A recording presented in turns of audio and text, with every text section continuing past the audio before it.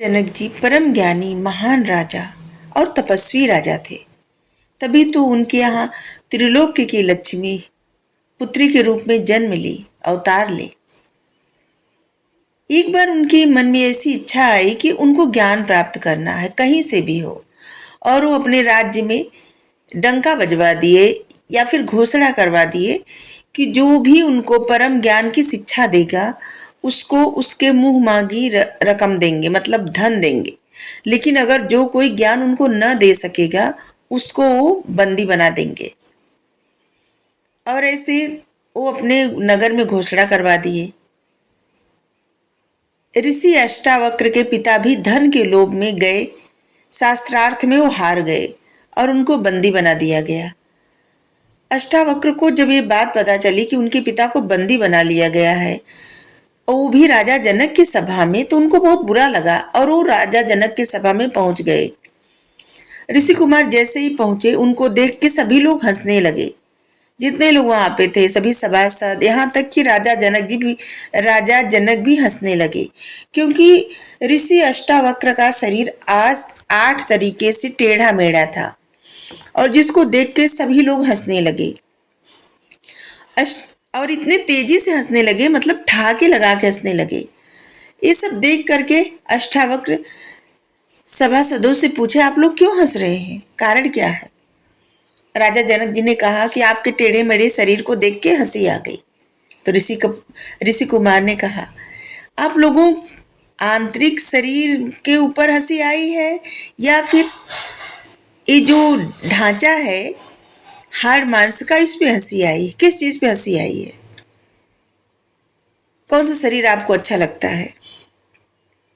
आप कौन सी सुंदरता देखते हैं, आंतरिक शरीर के या फिर बाहरी शरीर के? आप लोगों को सुंदर शरीर के भीतर कितनी दुर्बलता भरी पड़ी है, आपको पता भी है? आपने परम ज्ञान प्राप्त करने का जो डंका पिटवाया है, यहाँ तो सभी शरीर के रूप रंग और बनावट के प्रेमी है। उनके यहाँ ज्ञान यज्ञ की बात कहाँ हो सकती है?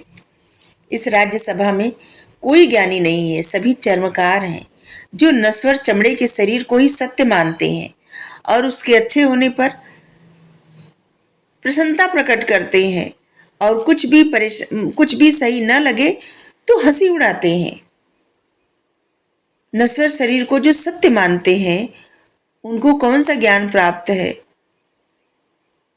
झूठा डंका पिटवाने का कोई अर्थ नहीं है जब सच में कुछ ज्ञान ही नहीं है। राजा जनक ऋषि कुमार की बात सुनकर चुप हो गए और सभी सभासद भी लज्जित होकर के अपना सिर झुका लिए। इसके बाद राजा जनक ऋषि कुमार की सेवा किए और फिर अपने शयन कक्ष में चले गए। और वो सोए तो उनको नींद ही नहीं आ रही थी। वो कितनी भी ऋषि कुमार की सेवा और मतलब उनसे विनय किए थे कि उनसे भूल हो गई, लेकिन फिर भी उनको बुरा लग रहा था, क्योंकि राजा जनक भी तपस्वी ज्ञानी थे और एक तरह से राज ऋषि थे। वो ऋषि की भांति रहते थे। राजा जनक के यहाँ ज्ञान नहीं, चमड़े के नश्वर शरीर और रूप बनावट की महत्ता दी जाती है, ये सोच करके उनको बहुत बुरा लगने लगा और उनका मन बेचैन हो गया। राजा जनक हाथ जोड़ करके ऋषि कुमार के पास पहुंचे और उनसे कहे कि हे ऋषि कुमार, आपकी वजह से मुझे परम ज्ञान का मतलब प्राप्ति हो गई। आपने हमें परम ज्ञान प्रदान किया है।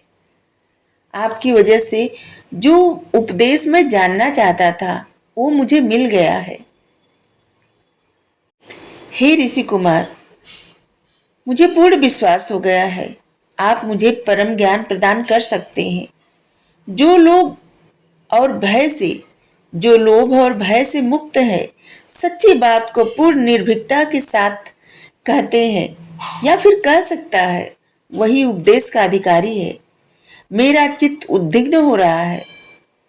ऋषि कुमार ने हंस करके कहा, राजन, बिना गुरु दक्षिणा दिए ही ज्ञान प्राप्त करना चाहते हो?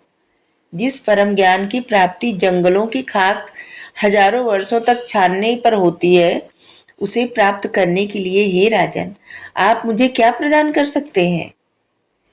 राजा जनक ने विनम्र स्वर में कहा, ऋषि कुमार, मेरा सारा खजाना आप ले लीजिए, मुझे परम ज्ञान उपदेश करें।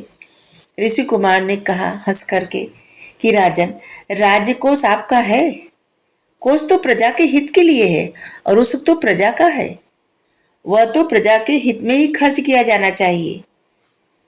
राजा यह बात सुनकर लज्जित हो गए और फिर कहने लगे, राजा, अच्छा महाराज, राज्य ही आप ले लें। अष्टावक्र ने फिर कहा, राजन, राज्य अनित्य है। राजा जनक ने पुनः आग्रह किया, राज्य अनित्य इसलिए है कि हमेशा से राजा जनक का तो राज्य रह नहीं सकता और न तो इनका था और न तो हमेशा रहेगा। फिर राजा जनक ने पुनः आग्रह किया, यह मेरा शरीर ले लीजिए। ऋषि कुमार ने कहा, वह मन के अधीन है। राजा जनक ने कहा, तो आप मन ही ले लीजिए। अष्टावक्र स्वीकृति देते हुए बोले, हाँ, मन ले सकता हूँ। मन का मुझे संकल्प कर दीजिए। राजा ने वैसा ही किया। अष्टावक्र ने कहा, राजन, 1 सप्ताह बाद पुनः आऊंगा, तब आपकी इच्छा पूर्ण होगी। यह कहकर के अष्टावक्र जी अपने पिता को लेकर के घर पहुंचे और जाते समय राजा से कहते गए, आप यह समझ ले कि आपने अपना मन मुझे संकल्प कर दिया है। राजा जनक प्रतिज्ञाबद्ध हो गए और उनकी दशा विचित्र हो गई। चलते फिरते खाते पीते उनको यही ध्यान रहता, मन तो संकल्प हो गया है। और इस चिंता में उनकी सब क्रियाएं शांत हो गई। समय के अनुसार ऋषि कुमार लौटे। आते ही उन्होंने पूछा राजा जनक जी से, उनसे पूछा, आप कैसे हैं? तो राजा जनक जी ने कहा, हे देव, मेरी कुशलता आपके अधीन है। मन तो आपका हो चुका है। आपको मन देकर मैं जड़वत हो गया हूँ, किंतु मुझे इसी में परम शांति मिल रही है। इसी शांति से मैं कुशल हूँ। अष्टावक्र ने कहा, राजन, इस जड़ता को तुम समझ लो कि यह चेतना आत्मज्ञान अथवा स्मृति के समीप ही जड़ता है। अब तुम्हें वहां पहुंचने में विलंब नहीं है। तुम परम ज्ञान प्राप्त करने योग्य हो गए हो। जनक ने विनय के साथ आग्रह पूर्वक कहा, ऋषि कुमार, मुझे परम ज्ञान प्राप्त हो गया, आप यही रहें। अष्टावक्र ने कहा हंसते हुए कि हे राजन, क्या आप मुझे अपने सुख वैभव से बांधना चाहते हैं?